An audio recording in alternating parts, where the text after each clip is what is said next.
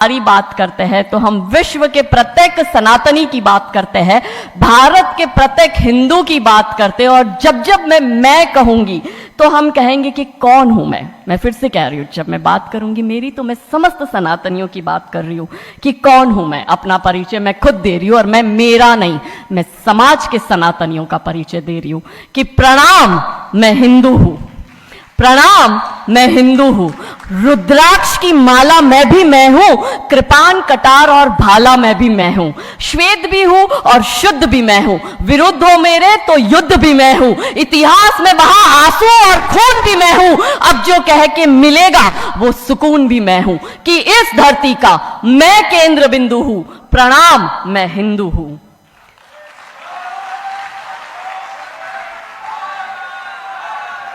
महादेव। चिता की अग्नि गंगा का पानी, चिता की अग्नि गंगा का पानी, सप्त ऋषियों सा ब्रह्म ज्ञानी भी मैं हूं। सियावर राम का हनुमान भी मैं हूं। भोला हूं, भोला हूं, सरल हूं, तुम्हारा मित्र भी मैं हूं।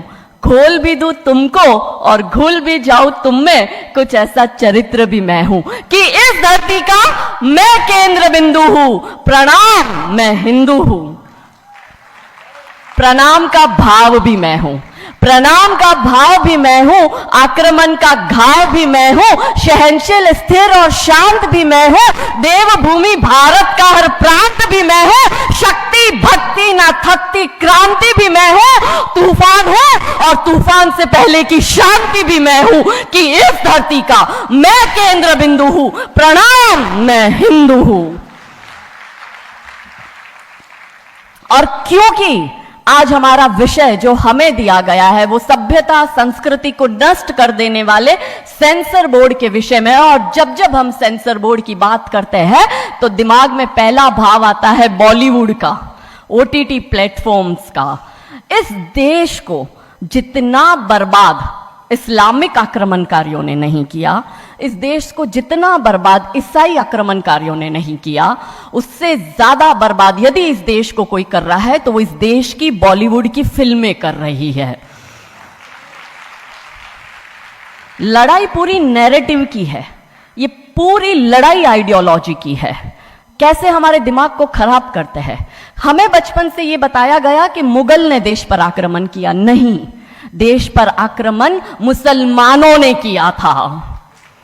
हमें यह बताया गया कि इस देश पर आक्रमण अंग्रेजों ने किया, नहीं, इस देश पर आक्रमण ईसाइयों ने किया था। और ये मुसलमान और ईसाई जो बाहर से आए, हमने इनको फिर भी अपनाया, इस देश में जगह दी, स्थान दिया, प्यार दिया, इन्हें इनको बनाने दिए, मस्जिदें बनाने दिया इनको, इनका गिरजाघर, इन्होंने हमारे धर्मांतरण भी कराए। और आज हालत यह है कि भारत के 9 राज्यों में और 200 जिलों में हिंदू अल्पसंख्यक हो गया है। और यही चिंता सताए रहती है। तब आज हम सब इस मंच पर होकर यह चिंतन मनन करते हैं कि हम हमारे देश की और हमारे धर्म की रक्षा कैसे करेंगे, क्योंकि धर्म बचेगा तो ही देश बचेगा, नहीं तो सिर्फ अवशेष बचेगा। कृष्ण बचेंगे, राम बचेंगे, चारों पावन धाम बचेंगे।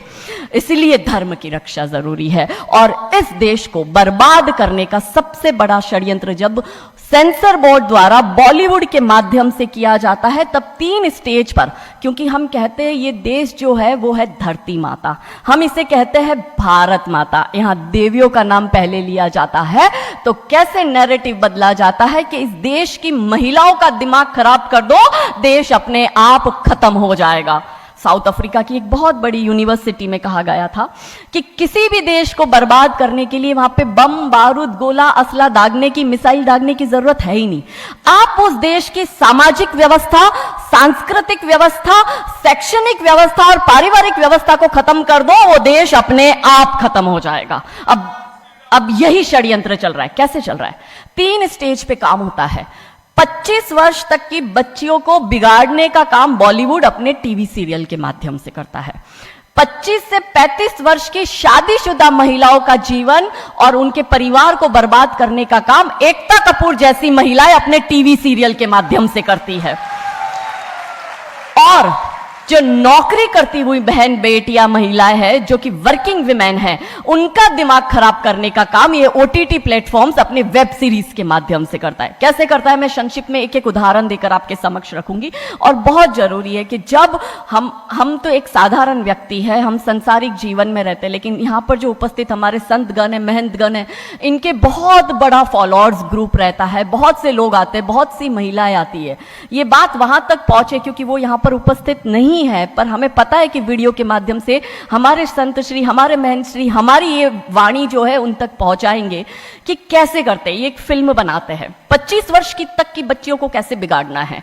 हिंदुओं के परिवारों को बिगाड़ने के, तोड़ने के षड्यंत्र चल रहे हैं। और सिर्फ एक हिंदू को नहीं खराब करना है, उसके पूरे के पूरे कुटुंब को बर्बाद कर देना है।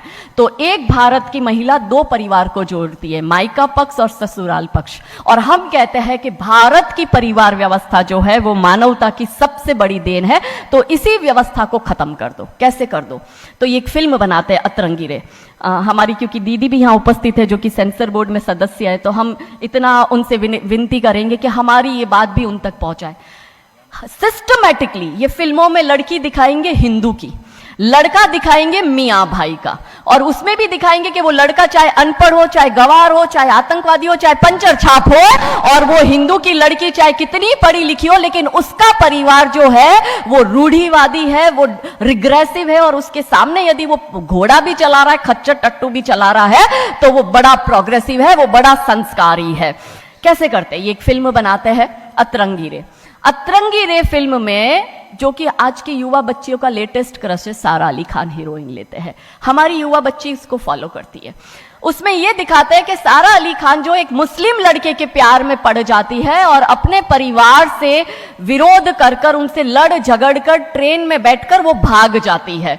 उसी ट्रेन में एक संवाद होता है उस पिक्चर के हीरो का और उसी हीरोइन का। दोनों अपनी अपनी लव स्टोरी शेयर करते हैं। तो हीरोइन पूछती है हीरो को कि तुम्हारी लव स्टोरी बताओ। तो वो कहता है कि कल मेरी शादी होने वाली, और लव स्टोरी तो मेरी लव स्टोरी है कि मैंने बचपन से जिस लड़की से प्यार किया, जिसके साथ पढ़ाई की, जिसके साथ मैं बढ़ा हुआ, उसी लड़की से मेरी बचपन की मित्र जो मेरे समाज की है, जो मेरे गांव की है, उसके साथ ही मेरी शादी होने वाली है। तो वो हीरोइन कहती है अरे ये और कोई लव स्टोरी है? ये लव स्टोरी नहीं हो सकती। तो हीरो पूछता है तो फिर क्या हो सकती है लव स्टोरी? तो वो कहती है कि मैंने एक मुस्लिम लड़के से प्यार किया है, मैं ठाकुरों की लड़की हूं, पूरा समाज, पूरा घर, पूरा परिवार मेरे खिलाफ है, और मैं उन सबको ठोकर मारकर, उनकी भावनाओं को ठोकर मारकर अभी ट्रेन में बैठकर भाग रही हूं उस लड़के से शादी करने के लिए। और वो हीरोइन वहां पे डायलॉग देती है कि लव स्टोरी तो मेरी लव स्टोरी है कि मैं ठाकुर की लड़की और वो कतई मियां भाई, और ये है असली लव स्टोरी। तब हमारी 13, 14, 15 साल की युवा बच्ची, जिसके शरीर में हार्मोन्स चेंज होते हैं, आकर्षण होता है विपरीत व्यक्ति के लिए, तब वो आकर्षण में ये सोचती है कि हिंदू होके हिंदू बॉयफ्रेंड नहीं रखना, हिंदू होके हिंदू से प्यार नहीं करना। आप इतिहास में छपेगी, आपकी लव स्टोरी तभी बनेगी जब आप किसी मियाँ भाई से प्यार करेगी और उससे शादी करेगी।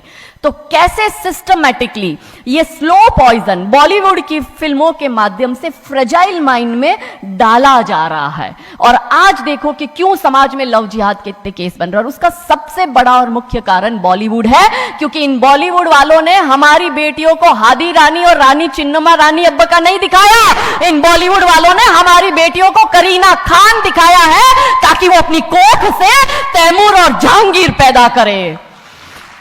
ये बॉलीवुड वाले लव स्टोरी पर फिल्म बनानी है तो ये हादी रानी और राजा रावत सिंह चुड़ावत पर क्यों नहीं बनाते? मैं आपको उनकी कथा शॉर्ट में करती हूं कि राजा रावत का शादी जो होता है वो हादी रानी से होता है, मेवाड़ के राजा है, और औरंगजेब की सेना आक्रमण करने आती है। और जब औरंगजेब की सेना आती है तो राजा रावत सिंह का 2 दिन पहले ही विवाह हुआ होता है हादी रानी से। तो राजा जी की इच्छा नहीं होती कि मैं युद्ध लड़ने जाऊं, तो हादी रानी बड़े क्रोधित होते हैं। वो कहते तुम मेरी चिंता छोड़ो, तुम अभी इस मातृभूमि की रक्षा के लिए, इस धर्म की रक्षा के लिए आप युद्ध भूमि में जाओ, और आप मेरी चिंता मत करना। यदि आप बलिदान भी हो जाओगे तो मैं प्राउडली अपने आप को आपकी विधवा कहूंगी। तब राजा रावत युद्ध लड़ने जाते हैं। युद्ध भूमि में राजा रावत जी को हादी रानी की बहुत याद आती है, क्योंकि नई नई शादी हुई होती है, तो नई बियाई दुल्हन को छोड़ के आए होते हैं, तो बहुत याद करते हैं। तो वो अपने दूत को कहते हैं, अभी सेना आने में समय होता है और युद्ध में भी समय होता है, तो वो कहते हैं अपने दूत को कि जा तू रानी सा के पास जा महल में और उनसे कहे कि राजा जी को आपकी बहुत याद आ रही है, आप अपनी कोई एक निशानी उनके लिए भेजो। दूत भी बड़ा टेंशन में आ गया कि ये युद्ध भूमि में बैठे और इनको हादी रानी की याद आ रही है, ये युद्ध लड़ेंगे कैसे और जीतेंगे कैसे। पर वो दूत डरते डरते पहुंचा रानी सा के पास और रानी सा को कहता है कि राजा रावत जी ने आपकी एक निशानी मंगाई है, उनको आपकी बहुत याद आ रही है। तो रानी सा बहुत क्रोधित हो जाते कि ये मेरा पति कैसा, ये युद्ध लड़ेगा कैसे, औरंगजेब की इतनी बड़ी विशाल सेना है, यदि जहां युद्ध भूमि में बैठकर उसको रणनीति बनानी है वहां वो मेरी निशानी मंगवा रहा है। तब हमारी हादी रानी क्रोधित होती है, हाथ में तलवार लेती है, अपनी गर्दन काटती है, थाल में सजा के दूत को देती है और कहती है जा तेरे राजा को जाके दे देना मेरी निशानी। तब वो दूत युद्ध भूमि में जाता है, राजा जी को हादी रानी की निशानी यानी कि उनका कटा हुआ मुख देता है। राजा जी बड़े दुखी हो जाते हैं, उनको लगता है उनसे बहुत बड़ी गलती हो गई। राजा जी रानी की अंतिम इच्छा समझ जाते हैं, रानी जी के लंबे बाल होते हैं, उन बाल की वो माला बनाते हैं, उनके मुख की माला बनाते, वो युद्ध लड़ते हैं, औरंगजेब से युद्ध जीतते हैं और जीतने के बाद राजा रावत वहीं युद्ध भूमि में अपना बलिदान देते, अपनी गर्दन काटकर वहीं अपने जीवन का त्याग करते हैं। यह है लव स्टोरी। पर बॉलीवुड इस पर फिल्म नहीं बनाएगी कि इतिहास चुराए नहीं है, हमने इतिहास बनाए हैं और लाखों शीश कटे हैं रण में, तब जाके हिंदू कहलाए हैं। ये महान गौरवशाली इतिहास हमारा, पर बॉलीवुड इसका इतिहास हमारे समक्ष आने नहीं देता। अब रहा 25 से 35 वर्ष की महिला, कैसे बिगाड़ती है एकता कपूर। वही sari, typical dress, typical getup, पीछे उसकी सीरियल में एकता कपूर की सीरियल में पीछे बहुत बड़ी अंबे मां की मूर्ति। दिखाएंगे कैसे हिंदू महिला को, क्योंकि परिवार खत्म करना है हिंदुओं का। तो वो एक से प्यार करेगी, शादी दूसरे से करेगी, जीवन में तीसरा पुरुष आएगा, फिर दूसरा मर जाएगा, फिर उसको चौथा पसंद आने लगेगा, फिर जो मर गया वो जिंदा हो जाएगा, फिर कंफ्यूज हो जाएगी किसके साथ जाऊं, दूसरे के साथ कि चौथे के साथ। क्या हमारी भारतीय महिलाएं, क्या हमारी हिंदू महिलाएं, सबसे बड़ा प्रश्न यह है कि क्या हम 4-4 पुरुषों के साथ अफेयर करते हैं? क्या यह हमारा सम्मान है? और अगर यदि हम सब एक होकर इसके लिए नहीं बोलेंगे तो यह आवाज नहीं उठेगी। और दुख की बात यह है कि ऐसी एकता कपूर जैसी महिलाएं जो घर तोड़ने का काम कर रही है, इनको पद्मश्री अवार्ड मिल जाता है। कैसे मिलता है? भारत सरकार से इस भूमि पर खड़े होकर मैं निवेदन करती हूं कि आप ऐसी महिलाओं के पद्मश्री वापस लो, क्योंकि ये महिलाएं हिंदू परिवारों के मकान, घर तोड़ने का काम कर रही है। और तीसरा और अंतिम, नौकरी करने वाली बहनों का दिमाग कैसे खराब करना है। तो ओटीटी प्लेटफॉर्म के माध्यम से ये दिखाएंगे कि यदि आप नौकरी कर रही है तो आपके सास ससुर आपके पैर की जूती, आपका पति आपके पैर की जूती। बच्चा पैदा करने के लिए आपको किसी से शादी करने की जरूरत नहीं है, आपको ससुराल व्यवस्था में रहने की जरूरत नहीं है, और आप है फेमिनिस्ट। और स्त्रीवाद का झंडा दिखाकर हमारी बहन बेटियों को एक हाथ में शराब का ग्लास, दूसरे हाथ से सिगरेट फूको, अंग्रेजी में गालियां बको और आप अपने आप को फेमिनिस्ट कहो। क्या यह फेमिनिज्म है भारत की धरती का? ये कभी नहीं हो सकता। रानी चिन्नमा, रानी अब्ब का फेमिनिज्म का उदाहरण है। और दूर जाने की जरूरत नहीं है, हमारी परम पूजनीय दीदी मां साध्वी रितंबरा दीदी मां फेमिनिज्म का सबसे बड़ा उदाहरण हमारे समक्ष है। रानी नायका देवी, रानी लक्ष्मीबाई हमारे लिए फेमिनिज्म का सबसे बड़ा उदाहरण है। तो यहां उपस्थित सभी महानुभावों से हम यही विनती करते हैं कि फिल्म के माध्यम से ड्रग्स, अश्लीलता और गाली गलौच ये दिखाने के सिवाय कुछ नहीं होता। तो हम सब मिलकर एक साथ एक आवाज उठाए कि इन चीजों का बंद होना बहुत जरूरी है, क्योंकि आने वाली पीढ़ियों को बर्बाद करने का काम ये लोग अपने टीवी सीरियल और फिल्मों के माध्यम से कर रहे हैं। और क्योंकि शुरुआत भगवान राम जी के नाम से करी थी, तो अंत भी हम भगवान राम जी के नाम से करना चाहेंगे कि कौन है राम। राम जो है चेतना है, बिंदु है, बिंदु जिससे प्रस्फुटित है तेज, तेज जो कि इस समस्त सृष्टि की रचना की कल्पना का हेतु है। अनाम है, अनाम जो है पंक्ति में प्रथम, प्रथम है धर्म धैर्य का, है शौर्य का, अनंत अंत क्रोध का, प्रचंड युद्ध का, निलय प्रलय विराम है, विराम है अहम का, है शोध इस अनंत का, अनंत मुक्त क्रोध का, अनंत भक्ति बोध का, अनंत शक्ति स्रोत का, अनंत मोक्ष धाम है। वो एक नाम राम है, वो एक नाम, वो एक नाम। नमः पार्वती पते हर हर महादेव। बहुत बहुत धन्यवाद, बहुत बहुत आभार, थैंक यू।